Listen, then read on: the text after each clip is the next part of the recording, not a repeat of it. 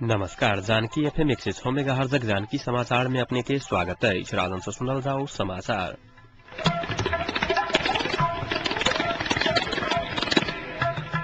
एकनो का मुख्य समाचार।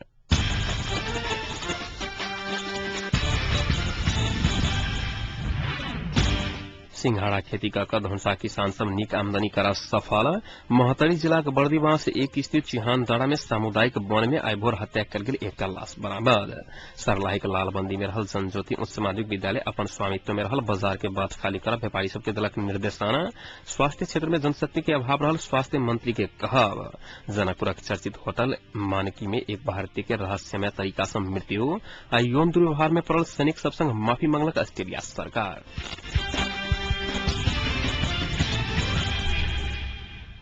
मोहतरी जिला के बर्दीवास एक स्थित चिहाल डाँडा की सामुदायिक वन में आइभोर हत्या कर गेल एक लाश बरामद भेल अछि।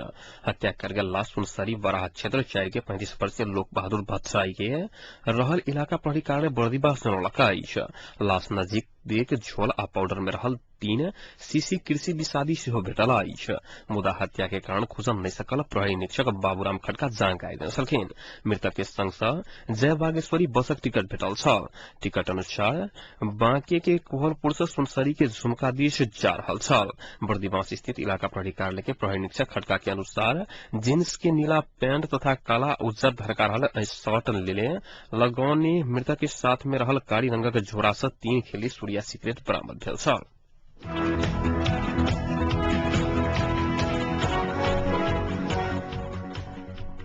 सिंघाड़ा के खेती कर रहल धनुषा किसान सब निक आमदनी कर सफल भेल अछि।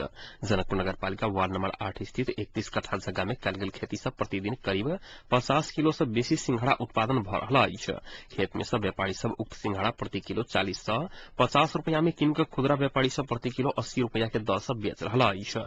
कमती में 2 फीट ऊंचाई धरि जमल पानी में उत्पादन होबय वाला सिंघाड़ा के खेती जनकपुर में मात्र नहीं भ धनुषा के आसपास क्षेत्र में सेहो प्रशस्त मात्रा में जगह रहलाक कारणे धनुषा किसान सब सिंघाड़ा खेती प्रति आकर्षित समेत रहल। सिंघाड़ा खेती कर रहल बेसन मुखिया के कहब छलाइन 60 मन धान प्रति बरखक तीर का मुखिया भाड़ा में लग जनकपुर नगरपालिका 8 के 31 कट्ठाक जगह में मात्र वर्ष में 100 कुंटल सिंघाड़ा उत्पादन कर सफल भेल अछि। जाहि कारण मुखिया के वार्षिक आमदनी करीब 5 लाख से बेसी रहल अछि। तहिना जनकपुरक पिरारी टोल 0 माइल स्थित बेलाकुट्ठी के जगह हनुमान नगर स्थित जगह लगाई तक करीब 15 बीघा में सिंघाड़ा की खेती भ रहल अछि। सावन महीना में बिया छिटला पर एकर उत्पादन 1 महीना में भ रहल आ एक बेर लगाओल गेल सिंघाड़ा करीब 7 महीना धरि उत्पादन भ रहल किसान सब बतौलक अछि।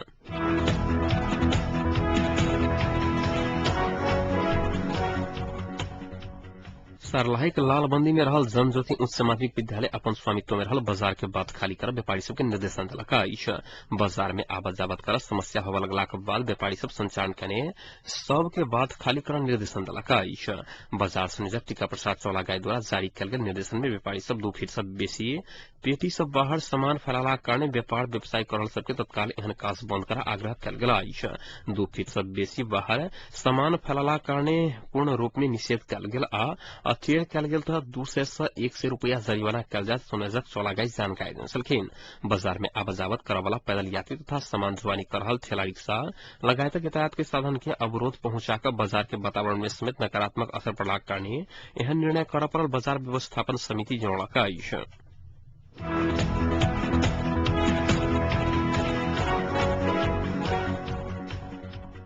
स्वास्थ्य सेवा तथा कार्यक्रम के आरो प्रभावकारी बनावत दक्ष जनशक्ति के अभाव देखल गेल अछि। स्वास्थ्य तथा जनसंख्या मंत्रालय द्वारा संचालित कार्यक्रम सबके लेल समय में जनशक्ति पूर्ति होबय नहीं सकला पर समस्या होबय लगल अछि।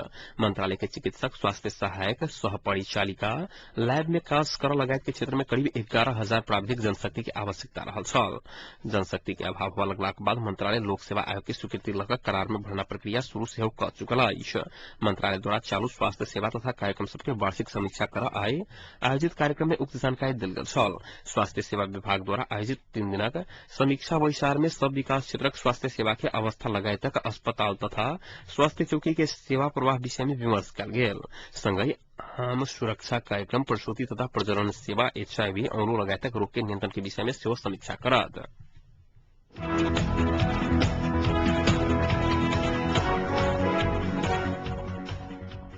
वर्तमान राजनीतिक गतिरोध अन्त्य के विषय में एकीकृत नेकपा माओवादी के अध्यक्ष पुष्पकमल दाहाल प्रचण्ड, प्रधानमंत्री डाक्टर बाबूराम भट्टराई, उप प्रधानमंत्री एवं गृहमंत्री विजय कुमार गसेदार संग अलग विमर्श कैं छलखिन। अध्यक्ष दाहाल निवास लाजिमपाट में आयल विमर्श में राजनीतिक गतिरोध के अंत्य, सरकार गठन के लिए राष्ट्रपति देने समय सीमा आ सरकार सम्बन्ध दल सब अख्तियार कर प्रभाग रणनीति विषय में बातचीत भेल छल।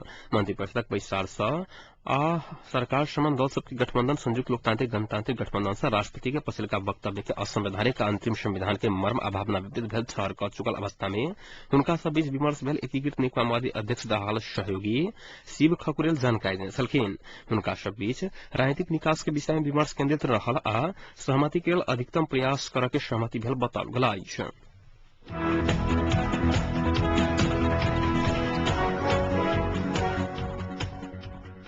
भारतक गुरुकुल विश्वविद्यालय लगायतक बोर्ड के प्रमाण पत्र भेल विद्यार्थी सबके भर्ना नहीं कर उच्च माध्यमिक शिक्षा परिषद सुदूर तथा मध्य पश्चिमक उच्च माध्यमिक विद्यालय के प्रधानाध्यापक सबके निर्देशन देलक अछि। मध्य तथा सुदूर पश्चिम सब पैघ संख्या में विद्यार्थी के नकली शैक्षिक प्रमाण पत्र भेटला बाद भारतक गुरुकुल लगायतक किछु बोर्डक प्रमाण पत्रधारी विद्यार्थी के भर्ना नहीं कर निर्देशन देने उच्च माध्यमिक शिक्षा परिषदक सदस्य सचिव भीमलाल गुरुङ जानकारी देने छलखिन।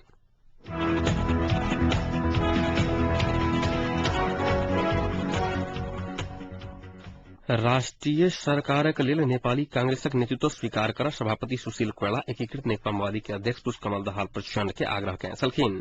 अपन निवास महाराजगंज में किछु देर पहिने भेल भेंट में कोइराला प्रचण्ड के एहन आग्रह कैं छलखिन। जवाब में प्रचण्ड पार्टी में आंतरिक छलफल क मात्र एहि विषय में किछु कहल जा सकबा कोइराला के बतौने कोइराला निवास पर जोड़लक अछि। मुदा आइए बैसल एकीकृत नेकपा माओवादी के पदाधिकारी सबक बैसा से एखन के अवस्था में राष्ट्रीय सरकार के नेतृत्व कांग्रेस आ एमाले के नहीं देल जा सकबाक निर्णय कयल गेल छल।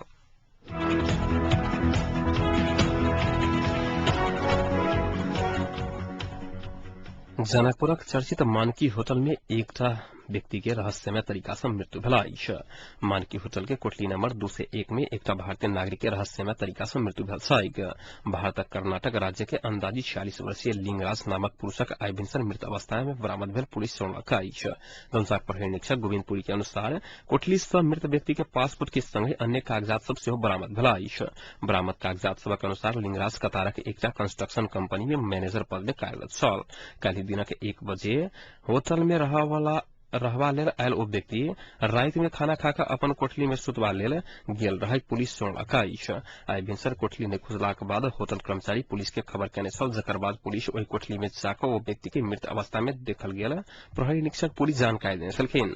लिंगराजक मृत्यु के कारण खुजल नहि सकल आ घटना संबंध में अनुसंधान भ रहल पुलिस जनौलक अछि। एहि सँ पहिने सेहो मानकी होटल में रहबा लेल आयल एकटा महिला के विगत वर्ष हत्या भेल रहैक।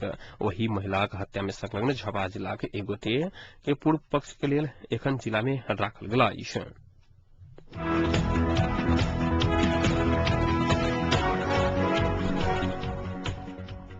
राष्ट्रपति डॉक्टर रामवरण यादव तोकल गेल समय भीतर सहमति जुटावा आग्रह कयलनि अछि। एकीकृत नेकपा माओवादी के अध्यक्ष पुष्पकमल दाहाल प्रचण्ड संग अपने निवास में भेंट कर राष्ट्रपति यादव या 14 गते भीतर सहमति की सरकार गठन के लिए मुख्य भूमिका खेलबा लेल आग्रह कयने छलखिन। प्रचण्डक भेंटक बाद जानकारी देल गेल छल। राष्ट्रपति सहमति की सरकार गठन के लिए कयने आह्वान के बाद के राजनीतिक अवस्था सहमति सरकार गठन के विषय में विमर्श कर एकीकृत नेकपा माओवादी के अध्यक्ष पुष्पकमल दाहाल प्रचण्ड शीतल निवास पहुंचल छलखिन। भेंट में प्रचण्ड सहमति सरकार गठन के लिए भ रहल प्रयास, राष्ट्रपति के आह्वान के बाद गठबंधन के सरकार में पड़ल कठिनाई के विषय में जानकारी कोने शीतल निवास को जनौलक अछि। ऐसे पहले एकीकृत नेकपा माओवादी राष्ट्रपति के आह्वान के असंवैधानिक रहल निष्कर्ष निकालने छल।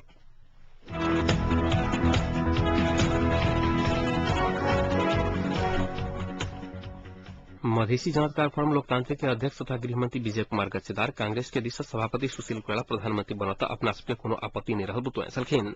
आइ भोर सभापति कोइराला संगक भेंट में वो किछु विषय में प्रश्न भ जायब त मधेसी मोर्चा आ अपन दल के समर्थन रहत बतौने छलखिन। भेंटक बाद पत्रकार सब संग बातचीत करैत गच्चेदार कोइराला त्यागी नेता रहत आ सहमति जुटाब सकत त अपन आपत्ति नहीं रहत प्रतिक्रिया देने छलखिन। भेंटक बाद सभापति कोइराला सहमति के सरकार के कांग्रेस के सहयोग कर आग्रह कयने छलखिन।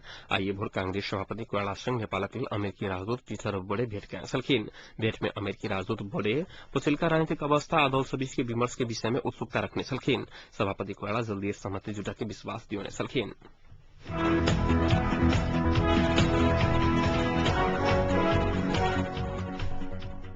एकीकृत नेकपा माओवादी के नेता लोकेन्द्र बहादुर बिष्ट भावी सरकार के नेतृत्व आ सहमति सरकार के विषय में पार्टी भीतर कोनो विवाद नहीं रहल बतौले छलखिन। पत्रकार सब संग बातचीत करत नेता बिष्ट माओवादी शुरू से सहमति के पक्ष में रहल कहत वह राष्ट्रपति के विषय में माओवादी भीतर पैघ विवाद रहल बात गलत रहल बतौले छलखिन। बिष्ट पार्टी अध्यक्ष आ उपाध्यक्ष बीच में कोनो विवाद नहीं रहल दावी कयने छलखिन। बिष्ट कानूनी हिसाब में राष्ट्रपति के कदम नकारात्मक रहित हो सहमति के राजनीति के विकास करवाए शिथिल बना दल सबके थप ऊर्जा दिलाग करने सहमति बन के विषय में सकारात्मक रहल टिप्पणी कयने छलखिन।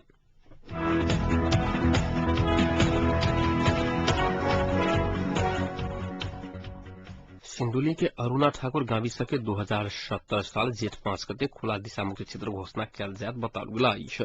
गाविस स्तरीय खानेपानी सरसफाई तथा स्वच्छता संबंधी रणनीतिक योजना तैयारी कार्यशाला गोष्ठी सरोकार वाला सब एहन प्रतिबद्धता जनौलक अछि। वही के लेल आगामी चैत महीना धरि में गाविस के सब घर में चरपी निर्माण करा के ओकरा सबके लक्ष्य रहल जनाओल गेल अछि।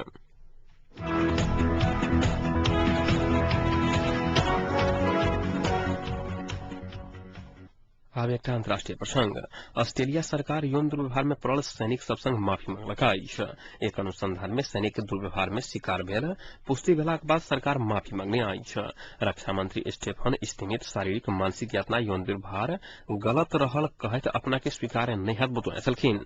स्टेफन के अनुसार दुर्व्यवहार के घटना सैनिक सबके मनोबल घटक के संगे व्यक्तित्व विकास में सेहो असर पड़ल अछि। रक्षा मंत्री स्टेफन यौन दुर्व्यवहार के शिकार भेल सब संगे माफी मांगैत पीड़ित के $52,200 क्षतिपूर्ति देवा की घोषणा कयने छलखिन।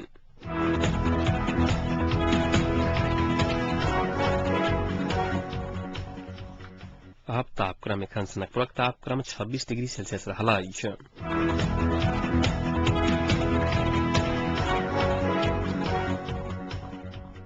प्रमुख समाचार अंत में पुनः एक बेर फेर सँ।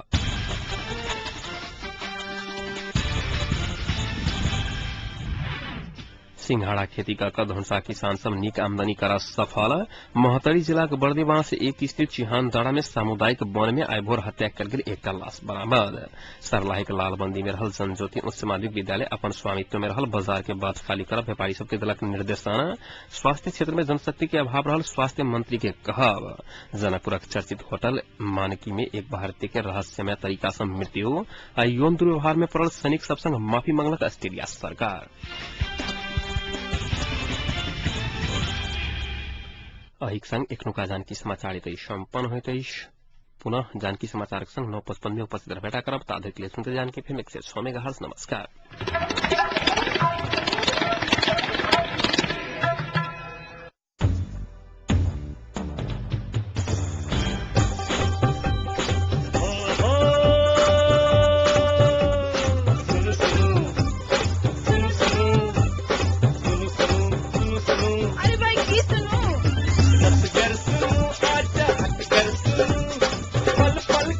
घर बैसल सुनो